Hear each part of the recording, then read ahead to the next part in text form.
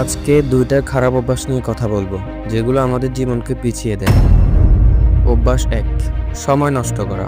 সময় নষ্ট করা হলো জীবনের সবচেয়ে বড় শত্রু। প্রতিদিন অকারণে ঘন্টার পর ঘন্টা আমরা মোবাইলে স্ক্রল করে চলে যাই। এটার সলিউশন হলো প্রতিদিন নির্দিষ্ট সময় ঠিক করো, মোবাইলের বদলে কাজের লিস্ট বানাও। সময় বাঁচালে জীবন এগিয়ে যাবে। অভ্যাস দুই, দেরি করে ঘুমানোর অভ্যাস। রাত জাগা তোমার সকালকে মেরে ফেলে। দেরি করে ঘুমালে স্বাস্থ্য, পড়াশোনা, কাজ সব ক্ষতি হয়। এটার সলিউশন হলো নির্দিষ্ট সময়ে ঘুমাতে যাও। ঘুমানোর আগে মোবাইল দূরে রাখো।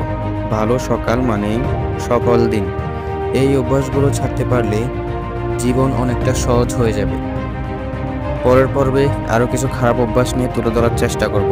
ততক্ষণ পর্যন্ত ভালো থাকবেন, আর এই পেজটা একটা ফলো দিয়ে আর ভিডিওটা শেয়ার করে পাশেই থাকবেন। ধন্যবাদ।